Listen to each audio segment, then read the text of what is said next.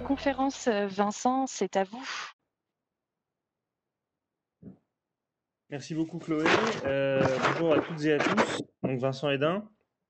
J'espère que tout le monde m'entend.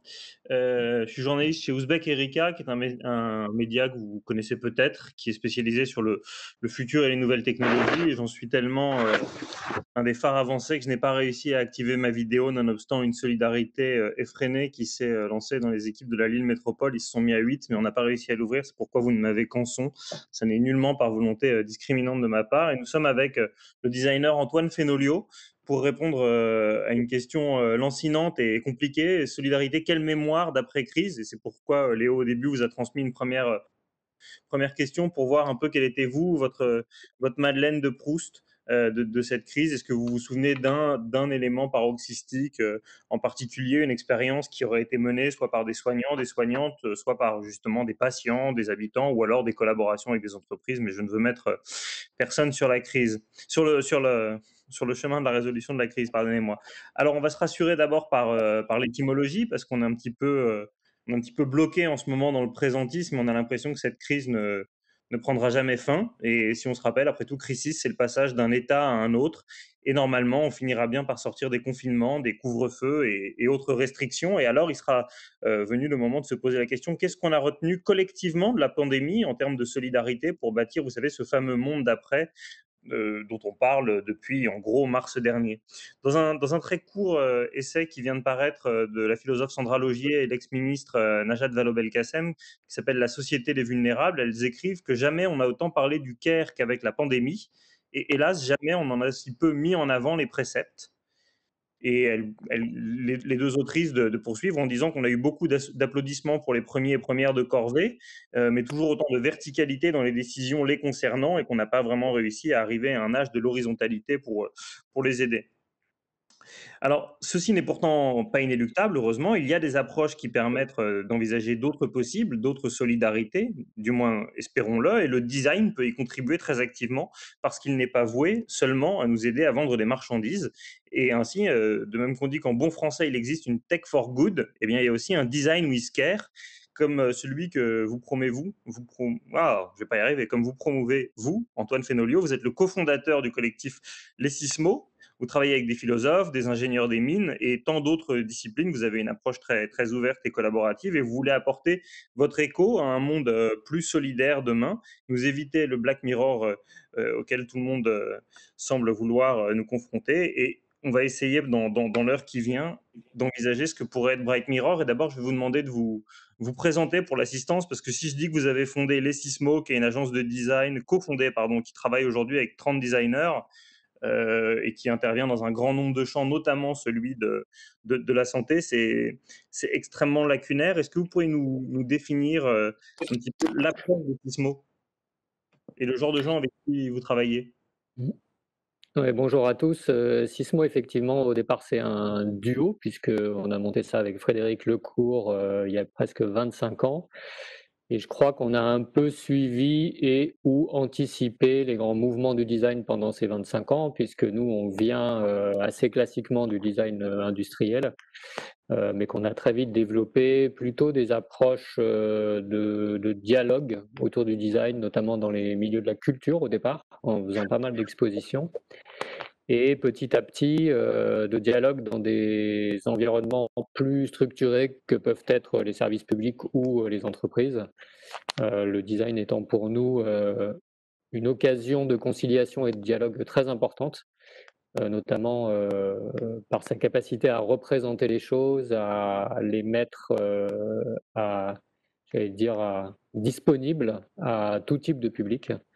Donc, voilà comment on arrive, aujourd'hui en 2020 avec une équipe d'une trentaine de personnes. Effectivement, beaucoup de double profil, hein, des designers qui ont été aussi formés avant ou après, à l'ingénierie, à l'éthique, à, l'ethnographie, à, les nouvelles économies, enfin plein de profils assez différents, mais avec une approche du design donc, centrée. Alors centré sur l'humain, c'est la manière la plus rapide de le faire, mais disons plutôt centré sur, les vulnérabilités aujourd'hui, ce qui nous permet de relier avec notre sujet. Alors, il y a évidemment toujours une tension entre marchand, non marchand, on va y venir dans un instant, mais si vous l'avez cofondé à deux et qu'aujourd'hui vous êtes 30, c'est que vous rencontrez un grand nombre de clients, un grand nombre de gens qui sont sensibles à votre démarche. Est-ce que quand vous avez cofondé les Sismo, la vocation, c'était ça, c'était d'ouvrir un grand cabinet de design qui se développerait beaucoup, qui irait chercher de nouveaux clients, ou c'était avant tout de rester sur une approche qui vous paraissait être juste?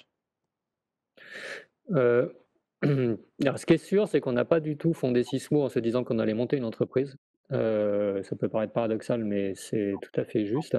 On a fondé Sismo et c'est peut-être pas mal de le remettre dans ce contexte aussi géographique et historique, quand, Frédéric faisait un stage chez, le designer et architecte, Michele De Lucchi à Milan.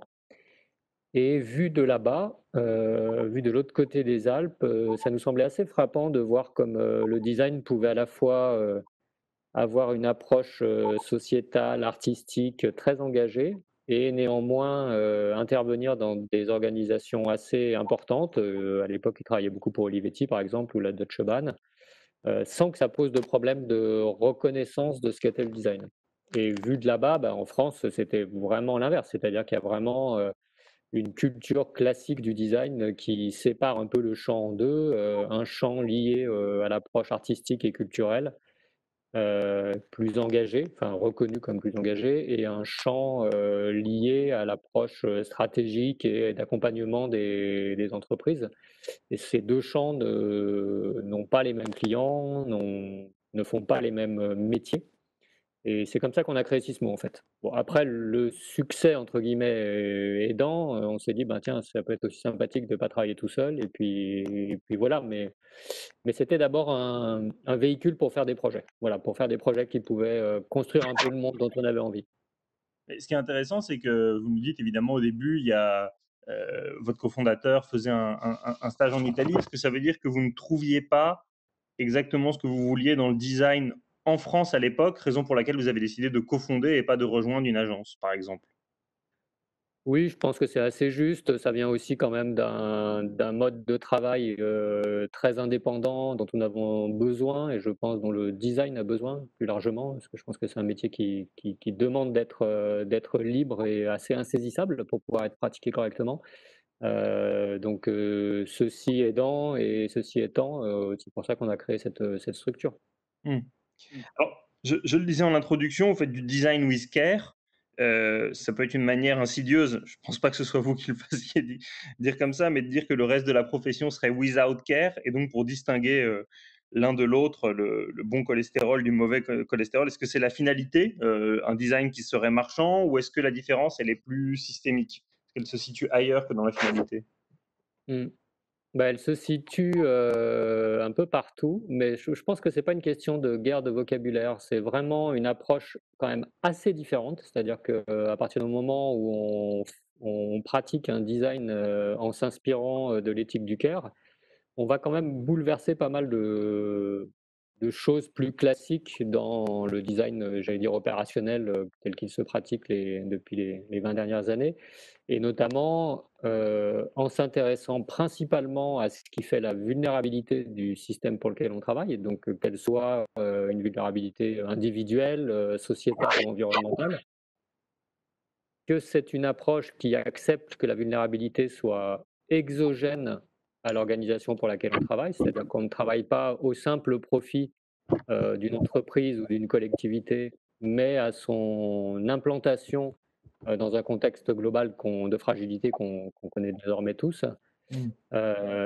qu'elle donne la voix, justement aux aux choses les plus invisibles et aux personnes les plus invisibles et aux j'allais dire même par-delà l'humain. C'est-à-dire qu'on peut aller aussi questionner, la façon dont on interagit avec le milieu naturel, en réponse à cette question. On va rester un petit peu sur le design Whisker en 2020 avant de retourner un peu dans le passé, puisque ce n'est pas la première grande crise que les designers rencontrent que celle du Covid. Mais pour bien comprendre votre approche, vous dites, nous, au fond, on est là pour donner la voix à ceux qui n'en ont pas, en fait, pour aller un petit peu vite, faire remonter les attentes et les perceptions des invisibles. On dit souvent que ces publics-là ont besoin de plus de temps, de plus de rencontres pour se sentir en confiance et oser se livrer. Est-ce que ça veut dire qu'un des traits distinguants du design with care par rapport à d'autres, c'est l'importance accrue de la rencontre physique et le fait d'avoir des temps d'échange en présentiel, comme on dit désormais, qui sont plus longs et ce qui donc a pu être mis à l'épreuve pendant la crise? Oui. Alors oui, je dirais oui sur l'aspect de la rencontre et de la présence et de l'écoute de l'autre, avec une proximité, qui est celle, du terrain sur lequel, ils sont et pas, une proximité sur notre propre terrain. Ça c'est sûr. Heu, je pense aussi que c'est important de voir l'approche du design with care comme une approche, qui est non descendante. Je pense que c'est très important. C'est-à-dire qu'on essaye, vraiment de en fait, c'est une force de s'appuyer, sur, ceux qui n'ont pas la voix d'habitude. Parce que, ça permet de remettre, dans un environnement, de redonner, ce qu'on appelle du capacitaire en philosophie, c'est-à-dire de redonner une force et une capacité à faire les choses et à transformer les choses qui est totalement différente.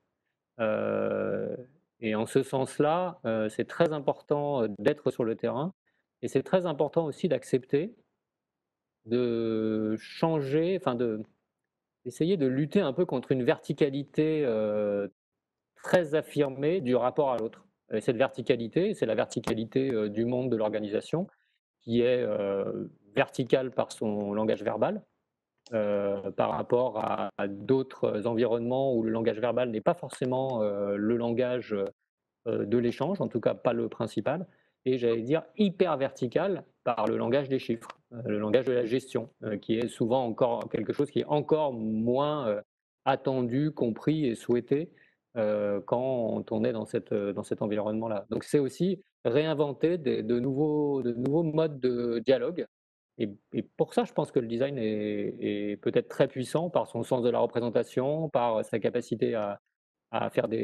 prototyper, à vivre sur le terrain qu'il est en train d'essayer de transformer et à trouver un peu tout type de médias, pour s'exprimer avec, tout type d'acteurs du projet. Les acteurs étant souvent très variés. On est rarement sur un terrain où il y a que de la vulnérabilité ou que de la force ou enfin tout ça, c'est beaucoup plus humain que standardisé.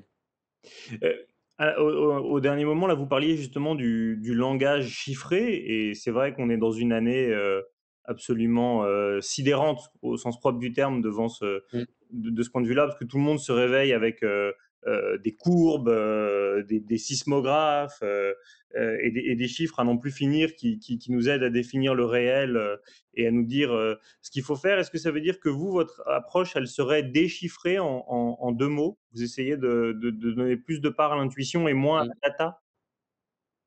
Et beh, en fait, c'est pas tant une question d'intuition, c'est plutôt qu'on essaye d'accompagner les gens pour passer d'un mode de gestion à un mode d'attention. Mais toute l'étude académique qu'on est en train de faire avec, la thèse qu'on a développée avec l'école des mines est sur le fait de savoir si justement on peut quand même, trouver des critères qui permettraient de prouver que, les projets qu'on fait, les expérimentations qu'on fait apportent du soin. La problématique de l'intuition, qui est une problématique que je connais bien parce que c'est une problématique, très liée au design, au champ artistique, c'est que c'est une problématique qui est non rassurante pour une organisation et je crois que notre rôle, c'est de trouver des moyens de retourner petit à petit le système, mais aussi avec des outils qui peuvent être rassurants pour que les gens aient envie d'avancer et ne soient pas obligés de vous croire juste sur votre bonne intuition et sur votre talent ou votre génie de designer. On reviendra à cette notion de réassurance tout à l'heure avec effectivement ce concept que vous avez développé de POC, de Proof of Care. On y reviendra dans un instant. Je voudrais revenir sur ce que vous disiez sur la notion d'horizontalité et de verticalité en essayant d'encapaciter davantage les gens avec qui vous interagissez. J'avais trouvé une citation de l'architecte Christophe Hutin, qui est le commissaire de la Biennale de Venise, qui n'a pas eu lieu pour cause de Covid, mais qui aura lieu l'an prochain, où à chaque fois qu'il travaille sur des projets, il travaille énormément avec les habitants, contrairement à beaucoup d'architectes qui imposent leur vision. Je ne donnerai aucun nom, mais Et Hutin disait: «Les habitants sont les meilleurs experts de l'endroit où ils vivent». Et il trouve que ça devrait être ça l'architecture, de laisser les habitants dire ce qu'ils ressentent et non pas imposer de l'architecture toujours comme une œuvre d'art. Est-ce que c'est quelque chose dans lequel vous reconnaîtriez votre approche de designer? Oui, je pense on ne peut pas ne pas être d'accord avec ça. Après, je lui mets quand même quelques limites, c'est-à-dire qu'effectivement, ce sont, les meilleurs, experts, des usages et les usages, sont, un champ, de la conception, créative par le design ou l'architecture. Mais les meilleurs experts, d'un environnement dans lequel on vit, ça peut être aussi, la coccinelle ou le chien de liège, hein. C'est-à-dire que je pense qu'il faut faire gaffe à ne pas restreindre la problématique, de l'usage, comme une expertise, unique qui permettrait de régler l'ensemble des problèmes. C'est aussi un quelque chose moi qui me questionne parce que finalement le risque qu'on pourrait avoir, c'est en donnant, le seul et unique, pouvoir de conception, à ceux qui le pratiquent, à ceux qui pratiquent les usages sur le terrain. À mon avis, on crée quelques risques et notamment un des risques majeurs, c'est la décorrélation avec, l'environnement et les milieux naturels et un deuxième risque, c'est la décorrélation avec, les systèmes de gouvernance. Et ça, moi, je le vois dans certains projets, c'est-à-dire que, il faut quand même que chacun et les usagers en premier, même ces super experts, gardent, une forme de responsabilité par rapport à la façon dont est j'allais dire conduit ou gouverné, l'ensemble des solutions, qui peuvent toucher leurs problématiques. C'est-à-dire que si on devient tous des super usagers, des super experts, mais qu'il y a plus mais que c'est plus dans un cadre démocratique, par exemple, je cite ça de façon un peu brutale, en fait, on a tort. Enfin, on se trompe de super usage, quoi. Donc, je pense qu'il faut arriver à voir comment tout ça peut s'emboîter, rester emboîté, voilà, que tout ça peut quand même rester emboîté de façon correcte entre les super usagers de terrain, qu'il faut bien sûr écouter, et tout un tas quand même de paramètres. Externes qui font tenir et qui font société, heu, auxquels il faut en prendre grand soin.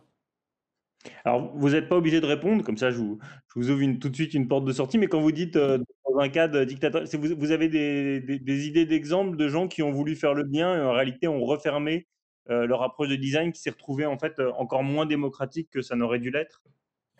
Bah, c'est pas tellement, je pense que c'est malheureusement un petit peu plus insidieux. C'est-à-dire que, oui, j'ai le cas, je garderai la discrétion là-dessus, mais j'ai le cas d'un projet où effectivement, les usagers sont extrêmement présents et moteurs pour, reconfigurer à la fois un environnement et une manière d'être dans cet environnement. Mais jusqu'à, finalement en définir que pour eux, ça serait plus intéressant de passer sous les radars. Donc c'est-à-dire passer sous les radars, c'est pas tellement une forme de défiance, anarchique, mais c'est plus de dire: «Bah, finalement, on a on n'a plus besoin de personne. On a redéfini, on est autonome par rapport à ce qu'on a défini, donc tout va bien». Moi, je pense que c'est un risque qu'il faut un petit peu anticiper, parce que cet aller-retour, de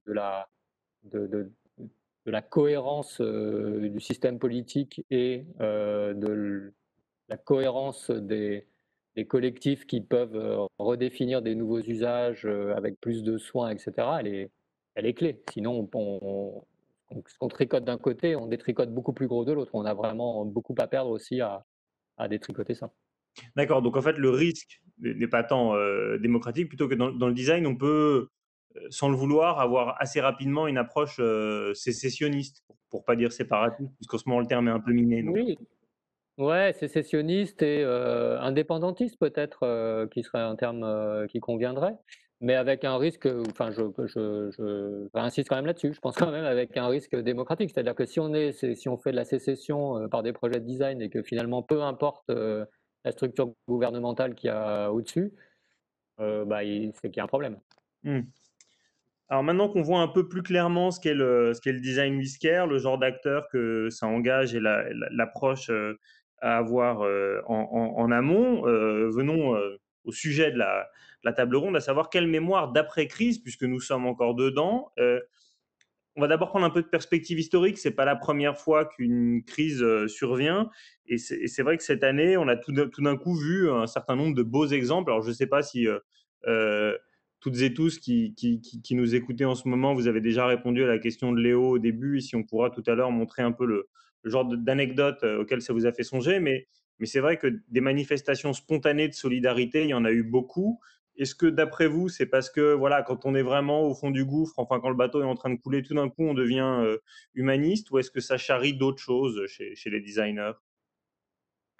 Alors moi, je vais répondre plutôt dans une perspective liée au design, oui, que je connais. Je pense historiquement, effectivement, dans toutes les grandes failles, hein, que ce soit 1929 ou un peu avant la Première Guerre mondiale ou la, pa- la grippe espagnole, etc., que ça soit sanitaire, économique, politique, la Deuxième Guerre mondiale, il y a toujours eu une espèce de, j'allais dire, de réaction des designers qui, d'un coup, euh, sortaient un petit peu de leur service classique, qui est le service au capitalisme, en tout cas au XXe siècle, pour aborder les problématiques du soin et de la crise avec l'inventivité qu'on leur connaît. Bon, il y a un exemple qui est assez. Il y a deux exemples que j'aime bien. Moi, le premier, c'est les IMS, ces designers bien connus pour leurs chaises en bois moulé, qui, pendant la Deuxième Guerre mondiale, vont transférer leur savoir-faire sur cette mise en œuvre industrielle pour créer des attelles pour les blessés de guerre, des attelles beaucoup plus légères qui ne sont pas blessantes en plus pour ces fameux blessés, qui permettent d'avoir un entretien des plaies qui soit beaucoup plus simple.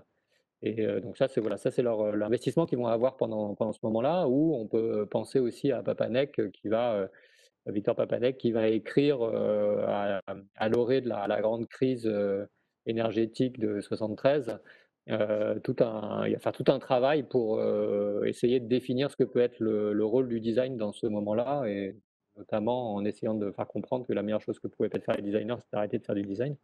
Mais en tout cas, avec un engagement voilà, qui ressemble aussi à une approche beaucoup plus sociétale, politique et liée aux soins, une approche de soins par rapport à ce que le designer vit. Alors, je ne sais pas si on peut nous partager effectivement les. Ouais, Antoine, je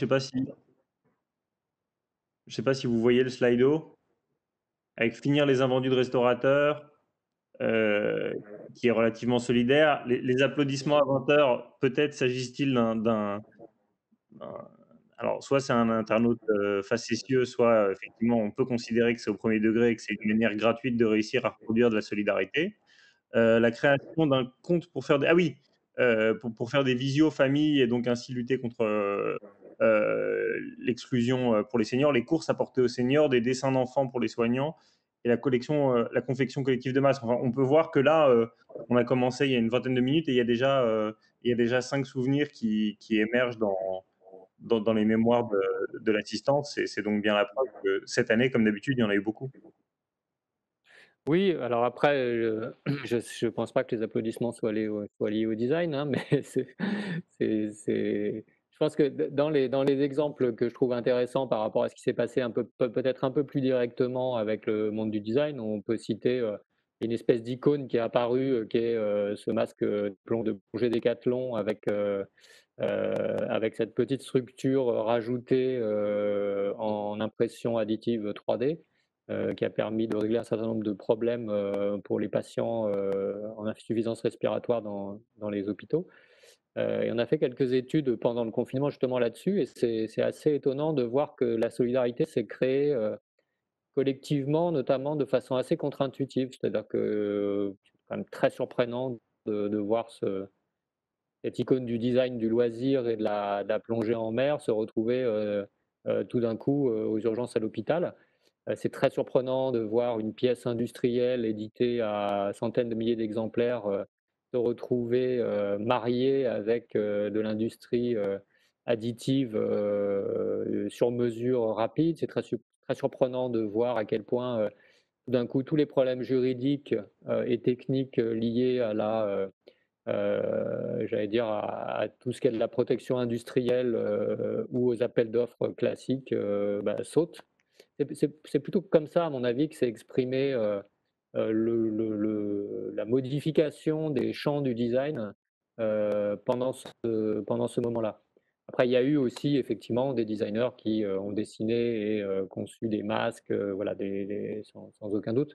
Mais je pense qu'il y a quelque chose peut-être de plus complexe qui s'est joué un peu de façon ouais, un peu plus directe par rapport aux problématiques de santé qui sont apparues. Et cette complexité, elle me semble très intéressante dans ces moments de faille, parce qu'elles disent quand même un petit peu la façon dont la conception et le design vont probablement se développer demain, même après la crise. Alors, vous avez fait une anaphore avec très surprenant et revenu à 3 ou 4 itérations, là, l'expression. C'est quand même très surprenant de remarquer qu'un certain nombre d'acteurs peuvent réussir à s'affranchir d'un certain nombre de normes, notamment juridiques, pour avancer, pour innover pendant la crise. Euh, enfin, vous avez donné un certain nombre d'exemples, mais on peut aussi penser à un certain nombre de fabricants de textiles qui faisaient des choses très différentes, des baskets, des jeans, et Mm. qui en quelques jours ont réaménagé absolument tout leur atelier pour produire des masques dans des quantités très impressionnantes. On a vu qu'il y avait une très très forte réactivité. Certains parlent de résilience, qui est un terme que j'aime pas particulièrement, mais en tout cas, on a bien vu que quand on voulait, on pouvait faire différemment. C'est d'ailleurs le point d'entrée du dernier livre de Cynthia Fleury, avec laquelle vous collaborez beaucoup, dans Sigil amer. Elle dit: je pars du principe que le patient peut. Est-ce que vous trouvez qu'en fait, on Mm. devrait plus souvent s'autoriser à pouvoir et ne pas attendre les crises? Euh, oui, bien sûr, et je pense que un bon projet de design, c'est exactement ça, hein. Le patient peut, alors le client peut aussi, il n'en a pas toujours conscience, hein, et c'est très compliqué. Ça paraît tellement simple de dire que ce potentiel est là, mais bien sûr que c'est compliqué et c'est raisonnable que ce le soit. C'est-à-dire que le fait que tout le monde se dise qu'il peut tout le temps serait aussi une catastrophe.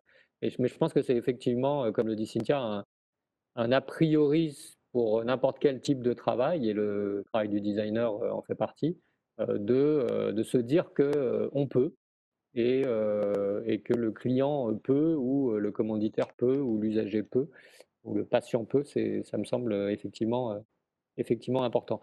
Après, moi, pour être tout à fait honnête, sur l'aspect de réaction directe pendant la crise, je pense aussi que le designer doit se méfier de là où il se trouve. C'est-à-dire que moi, j'ai vu aussi passer des projets un peu en surréaction qui me semblaient être plutôt de l'ordre de l'embellissement de la crise que d'une approche plus globale.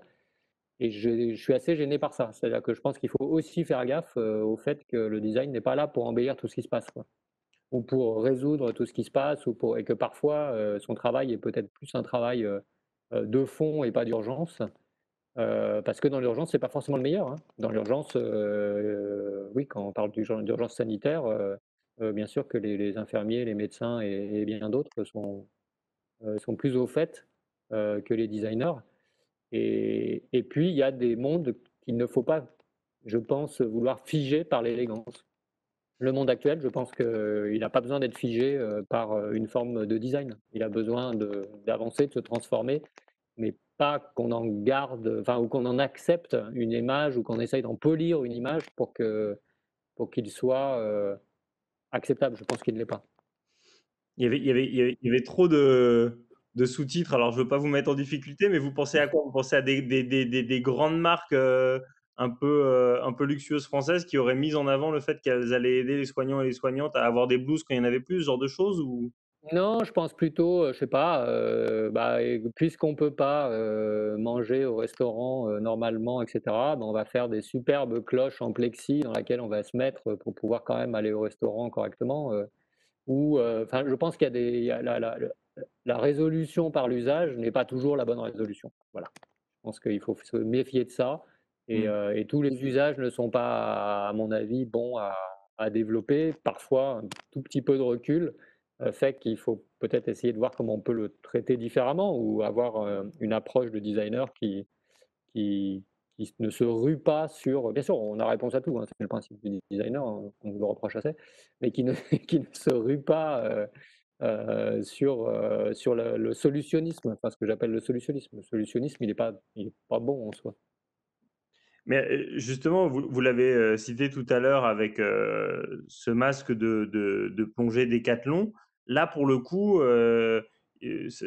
alors malheureusement, il n'y avait pas d'autres participants qui y avaient pensé, du moins pas tout à l'heure, mais j'ai quand même l'impression que ça reste, en tout cas en mars-avril, tout le monde ne parlait que de ça. Ça reste vraiment l'exemple d'un secteur exogène à la santé qui apporte une Mm. solution d'usage extrêmement facile, pratique, éprouvé et à un prix défiant toute concurrence et qu'on peut tout à fait industrialiser. Pour vous, ça reste le plus bel exemple d'inventivité pendant cette crise? Bah, disons que c'est une icône que je trouve très intéressante, notamment parce que j'ai presque trou quand on voit ce masque, je pense que vous l'avez en tête, hein, visuellement, avec cette grande visière qui vient prendre toute la face et qui enserre, le pourtour du visage. Je trouve que c'est presque une image, réconfortante. C'est-à-dire, bah, finalement, on arrive à relier 2 mondes, le monde, des loisirs où, on pouvait aller à la mer et regarder des poissons et puis ce monde de l'urgence, on essaye je trouve que ça fait un espèce de lien un petit peu réconfortant, mais c'est probablement une des à mon avis, c'est une des icônes qui restera. Mais il y a beaucoup de projets qui ont été faits. Alors nous, on a étudié par exemple des pousse-seringues, on a étudié des respirateurs, des choses vraiment très quotidiennes pour les hôpitaux, pour voir comment ils ont pu se reconcevoir, s'adapter, à la spécificité, du Covid, de la Covid, pardon. Mais il y a quand même pas mal d'autres exemples, mais celui-là est quand même visuellement très, très intéressant, je trouve, par le mélange des mondes qui le permet. Mais celui-là aussi, il a une incarnation matérielle. Juste avant, vous avez employé à deux reprises le terme de solutionnisme. C'est un néologisme qui a été formé par un critique du web américain d'origine biélorusse qui s'appelle Evgeny Morozov. Et en fait, il dit que c'est la tendance des start-upers à pouvoir résoudre tous les problèmes du monde en créant une application. Alors, Mmh.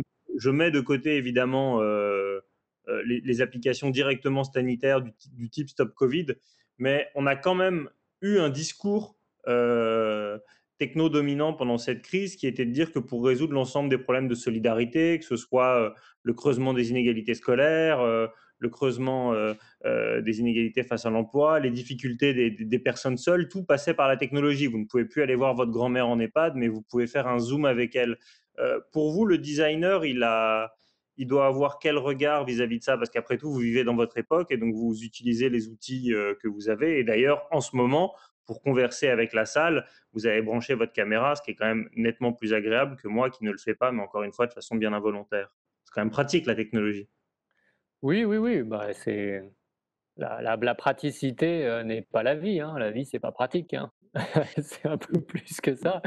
Heu, après, bah, pour prendre des exemples dans le domaine de la santé, là, j'ai un assez bon exemple, en tête où on travaille pour un chirurgien qui a développé dans son bloc opératoire un système de communication avec les patients qui est très lié, aux nouvelles technologies. Donc il peut vous expliquer un peu, avant, après et en direct, ce qui se passe quand vous avez le ventre ouvert.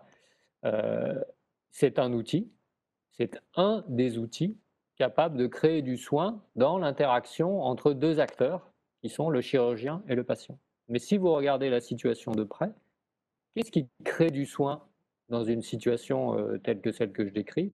C'est bien plus large que ça. Ça va être, le rapport, avec votre famille, ça va être, le rapport avec votre employeur, ça va être, le rapport avec, je ne sais quoi, votre copropriété. Tous les acteurs que vous allez, avoir au quotidien et qui vont interagir pendant que vous êtes en en phase de soins et finalement, peut-être que dans ces interactions-là, certaines fois, c'est très bien d'avoir un outil technologique, mais certaines autres fois, c'est pas bien du tout et qu'il faut mieux aller se parler ou faire ça autour, d'une cartographie qui est dessinée ou, changer d'usage sans forcément passer, de façon constante par, le canal, technologique qui a beaucoup d'intérêt, mais qui en soi ne crée pas tous les soins possibles. Mais cette année, vous, par exemple, vous arriviez à garder, de la distance par rapport à tout ça? Parce que comme enfin, je dis tout le monde, non, par définition, tous les soignants, ils étaient au contact avec le réel, tous les jours, mais comme un certain nombre de personnes étaient assignées à domicile, la technologie était la le premier moyen de relier les hommes et donc forcément, ça doit agir sur votre imaginaire, ça doit vous laisser à penser que les solutions à créer sont technologiques? Pas vraiment, non. Ouais, je ne sais pas si je pourrais vraiment bien expliquer ça, mais en tout cas, j'ai une conviction personnelle qui est que finalement le lien technologique, se doit de rester un outil dont on va donner, nous, les designers ou les concepteurs ou les programmeurs, heu, un peu le mode de pensée et que c'est plus important de travailler sur ce mode de réponse des outils technologiques que de nous être la simple réponse aux problèmes d'usage qu'on rencontre. Alors Il y a un très beau travail d'un designer, et excusez-moi, qui s'appelle Cherubini, ouais. qui fait heu, qui propose notamment sur l'intelligence artificielle d'avoir un certain nombre de scénarios sur une même situation, pour les décisions, de cette intelligence artificielle dans le cadre d'un accident de la route, par exemple. Vous avez un camion avec un stock qui a une certaine valeur, en face arrive une voiture avec une famille et puis il y a un piéton qui traverse. Bon, bah, suivant ce que vous voulez designer comme type de réponse technologique, et d'algorithme, vous n'allez pas du tout avoir la même réponse en termes, d'accidentologie. C'est assez intéressant. Si c'est Trump qui traverse la route, vous pouvez faire des choix différents que si, le camion est rempli de lingots d'or ou si, la famille qui est dans la voiture, est la vôtre. J'en déduis que vous écraseriez Donald Trump pour faciliter l'avenir du monde entier, c'est ça? Non, non, non, moi je je je n'ai pas cette puissance.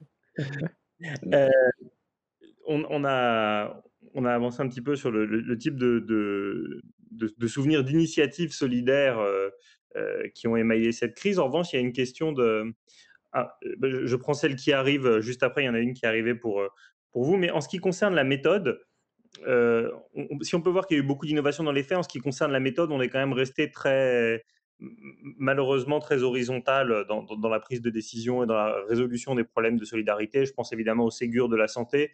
Et on a encore eu une version très descendante de le ministre réunit les principaux syndicats Mmh. il à leur place. Dans un premier temps, quand on avait pensé à la constitution de cette table ronde, vous deviez y être avec la philosophe et éthicienne Alice Casagrande, qui malheureusement est malade, comme beaucoup de monde cette année, mais s'il y a des amis d'Alice devant leurs écrans, elle va bien.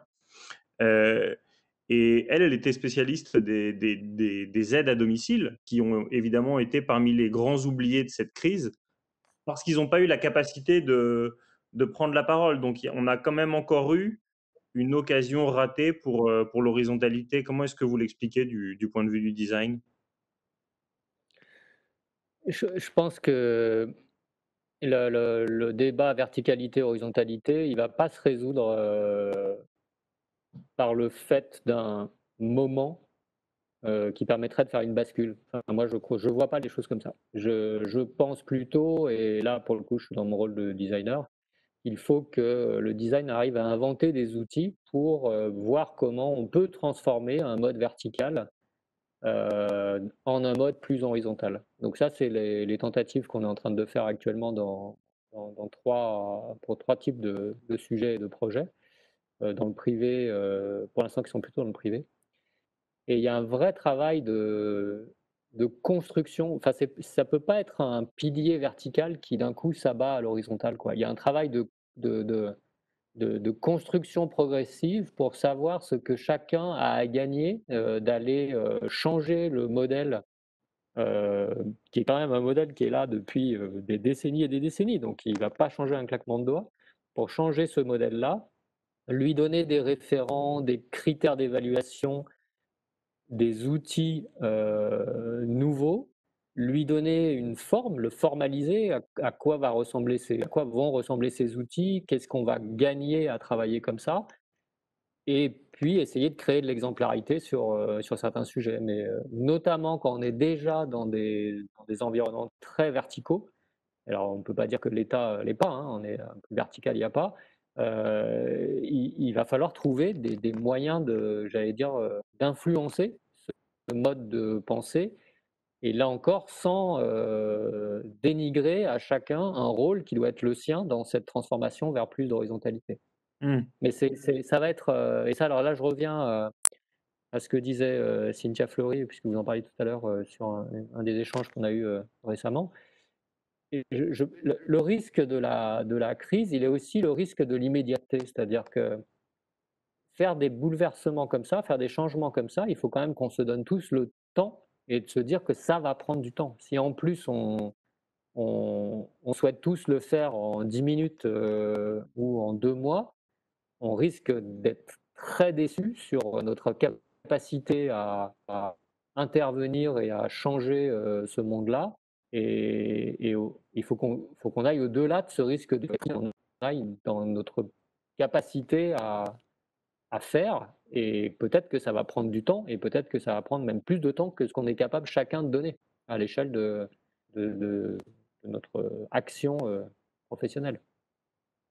Alors du coup, avec un brio et un aplomb, remarquables, vous avez quasiment répondu par anticipation à une question qui venait de la salle qui était, on parle beaucoup du monde d'avant, d'après et est-ce qu'il en est de même pour le design? Est-ce que le monde du design se questionne à l'aune du covid? Est-ce que certains champs, plus spécifiquement comme, l'UX design par exemple, sont plus bousculés dans leur pratique? Moi, enfin, c'est un regard personnel. Ce que je ressens par rapport à cette crise, c'est qu'il y a quand même une accélération assez intéressante des prises de conscience. Disons que les gens veulent, enfin, je sais pas, j'arriverai pas tellement à définir pourquoi ça tape aussi fort, en termes, individuels, mais c'est ce que je ressens. C'est-à-dire que moi, les dirigeants avec lesquels je travaille, sont passés de quelque chose d'un peu lointain, heu une crise un peu systémique, environnementale, bon d'accord, on va s'y mettre tranquillement, à, quelque chose de beaucoup plus personnel et ça touche aussi, les métiers du design. Et je trouve que du coup ça ouvre les questions et ça ouvre l'envie d'y réfléchir et de commencer à amener des solutions, de façon, sérieuse. J'aime bien cette phrase de Jean Kelevitch, hein, le philosophe qui dit quelque chose comme, bon, il n'est pas tellement de temps d'être, tragique, il suffit d'être sérieux et je trouve que c'est peut-être, que j'attends moi de cette, crise par rapport au métier du design. C'est-à-dire, bah, OK, faut pas ne faisons pas de tragédie, de bouleversement à tout va et de remise en question, heu, immense de tout et de rien. Mais soyons sérieux sur la façon dont, tiens, maintenant, on peut peut-être se dire qu'on va prendre une partie du sujet, notre part dans cette, nécessaire transformation, écrire les outils qui vont avec, convaincre les gens qu'on doit, convaincre, pour cette transformation et y aller avec, oui, une certaine forme de sérieux. Et du coup, c'est parfaitement, raccord avec, une autre question qui est, comme le design revêt un champ de pratique très vaste, mais aussi des secteurs très vastes, est-ce qu'il y a des sphères plus touchées que d'autres par la crise? En ce moment, moi, j'ai évidemment, des références, sectorielles qui me viennent en tête. Est-ce que vous avez été plus approché par, les hôteliers qui souffrent énormément ou le monde de la culture? Parce qu'on demande toujours au théâtre de se réinventer, mais le théâtre réinventé et filmé, ça s'appelle le cinéma. Il y a aussi des limites à ce que peut le design. Oui, oui, puis je pense qu'il faut être, enfin, il faut être modeste, hein, enfin, il faut être modeste. Disons qu'il faut aussi se rendre compte que le design a aussi beaucoup changé de place dans ces projets. On passe d'un design, comme vous l'avez parlé tout à l'heure en architecture, avec, des stars du design, très verticales elles aussi par rapport à ce qu'elles proposent, qui agissent un peu comme des démiurges. Aujourd'hui, le designer, il est au centre d'une communauté, beaucoup plus large que lui. Si on reprend notre exemple du masque Décathlon et notre petite pièce additive, c'est pas le designer qui a fait ça, hein. C'est un ensemble de compétences, dans lequel, le design a une place, donc sa modestie lui permet d'être peut-être, celui qui va tisser des liens et aller trouver, ces à mettre en lien des solutions un peu contre-intuitives. Donc, en termes de champ, moi, ce que je vois, c'est que finalement, les les environnements qui ont le plus souffert sont ceux qui se sont le plus recroquevillés dans leur coquille rapidement et ont fermé un peu porte et fenêtre, voyant la catastrophe qui leur tombait sur la tête. Et petit à petit, c'est en train de se réouvrir avec des questions, effectivement, une forme d'approche nouvelle par l'éthique et le design qui commence à les intéresser, ou de manière de peut-être accompagner aussi par des approches de design et de pierre les problématiques de la recherche dans des environnements très technologiques ou de l'inclusion, voilà. Mais ça tient aussi beaucoup, je pense, à des convictions personnelles de dirigeants, et c'est souvent comme ça aussi que ça change, hein, qui arrivent en se disant, bah tiens là, on va, il faut qu'on essaye de regarder ce qu'on fait sous un angle différent, qui est l'éclairage de cette crise, c'est-à-dire plus systémique, plus, plus, plus dur, hein, enfin, plus direct. Et ça permet quand même de rebattre un petit peu les cartes de la manière dont on voit soit son économie, soit son lien à ses propres collaborateurs, hein, parce que c'est quand même une question qui revient souvent, Mmh. soit son intégration entre le plancher social et le plafond environnemental, comme on le dit. Je vois l'heure qui file. Je vois, pour l'instant, il y a une dernière question du public, mais je peux m'autoriser à en prendre d'autres. Et puis moi, j'en avais une pour vous en conclusion. Donc, la dernière du public arrivée pour l'instant, puisqu'on parlait pas mal justement des secteurs qui se sont bougés, mais il y a aussi au début, on revenait sur la différenciation fondamentale public-privé. Est-ce que le design des politiques publiques connaît aujourd'hui, selon vous, son moment de vérité, nous demande quelqu'un? Bah, là, première chose sur le moment, je redis ce que je disais tout à l'heure, c'est que je pense qu'il n'y a pas un moment clé qui fera la bascule, mais plutôt un temps un peu plus long qu'il faut accepter. Je pense que la problématique, je vais faire un peu une réponse à l'envers, c'est-à-dire que j'ai plutôt le sentiment que la puissance publique, quelle que soit sa taille, commence à pâtir sérieusement de sa verticalité et à le sentir. C'est-à-dire que par rapport à des collectifs qui peuvent prendre en main un certain nombre de sujets, bah, finalement, la puissance publique n'a plus grand-chose à dire. On vient un peu juste lui demander de l'argent, on lui fait plus tellement confiance sur le déploiement et ça commence à être un problème. On revient au problème dont on parlait au début de l'intervention. Donc, le design peut faire ce lien, essayer de faire cette maille, essayer de trouver les outils pour que tout ça ne se détisse pas et qu'on continue à faire société. Et le design des politiques publiques est normalement bien placé. Après, moi, le petit risque que je vois, c'est que c'est un univers qui peut, comme beaucoup d'autres univers dans le design, faire assez vite chapelle. Et je pense qu'il faut faire attention à ça. Il faut faire attention à ne pas se corneriser, comme on dirait en bon français. Mais rester, oui, très ouvert à, voilà, c'est le design des politiques publiques, ça reste une forme de design, ça reste une problématique sociale, environnementale, ça reste quand même drastiquement systémique aussi. Il faut essayer à mon avis, de ne pas perdre ça de vue. En conclusion, si vous voulez bien, en coda, on a ouvert cette table ronde en partant de l'Italie. On y est retourné brièvement quand on a parlé de Décathlon. Et vous avez une approche très internationale de votre métier, mais les hôpitaux, les systèmes de santé, la formation des soignants, c'est des réalités très, très culturelles, très ancrées dans un territoire, dans un système de solidarité. Or, on nous dit qu'on vit dans un monde global, qu'il faut s'inspirer des bonnes pratiques qui viennent de partout. Est-ce que vous avez l'impression que, plus que jamais, pour les designers, il y a une tension très forte entre des réalités locales et le besoin d'avoir une inspiration globale? Est-ce que pour vous, c'est bloquant ou pas du tout? Non, pour moi, c'est pas bloquant. J'aime bien les paradoxes dont parle Edgar Morin, hein, qui sont mondialisation, démondialisation. C'est-à-dire qu'effectivement, probablement, mondialisation, si c'est de tout ce qui est de l'ordre de la collaboration. Ça me semble très intéressant de dire profitons des champs de réseau, de collaboration des designers et des champs dans lesquels on travaille pour trouver des meilleures solutions plus rapidement et plus efficacement. Et peut-être que ces solutions, elles ne passent pas par continuer ou par produire encore quelque chose, mais plutôt par agréger des solutions qui existent à droite, à gauche.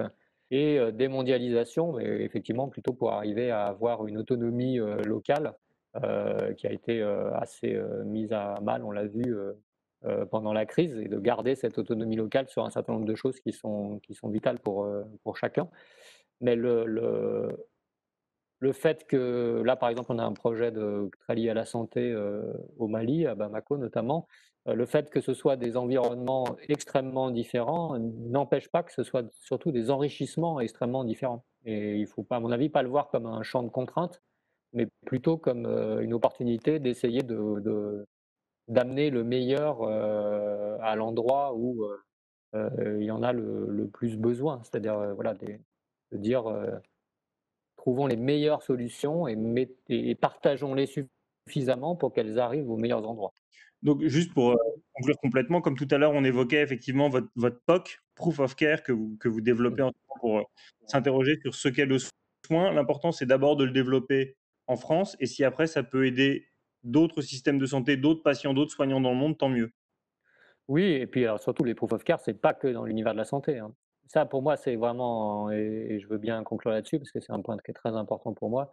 La dimension des proof of care, c'est de passer des proof of concept, qui sont de dire le design par des expérimentations peut prouver que les concepts qu'il porte sont valides. Le concept, ça peut être ça peut être je sais pas quoi, hein, une fusée pour aller sur la Lune, puisque cette idée de proof of concept au départ vient de la NASA, comme la résolution d'un usage complètement crétin, hein. Enfin, le concept, ça peut être tout et n'importe quoi, ça peut être très bien et complètement crétin. Le proof of care, il est, et à mon avis, c'est clé, de se dire est-ce que ce que le designer va produire demain, est-ce qu'il peut prouver que ça produit du soin?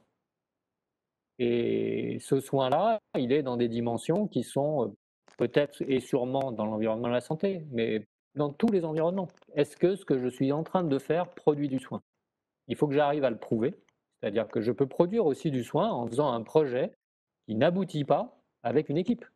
Parce que l'équipe va retrouver une forme de confiance, de connaissance, d'outils pour mieux se confronter à ce qu'elle doit gérer pour transformer son organisation dans le schéma climatique actuel.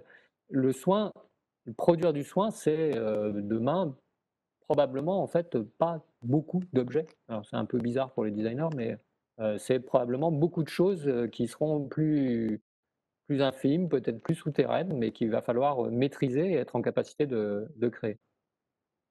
Dans une période de crise, cet éloge de l'intangible en conclusion, je trouve ça parfait. Je ne sais pas si vous avez fait Proof of Care, mais en tout cas, vous avez fait Proof of Inspiration. Merci beaucoup, beaucoup, Antoine Fenolio. Merci à vous toutes et toutes qui nous avez suivis, et je laisse Léo reprendre la main. Merci.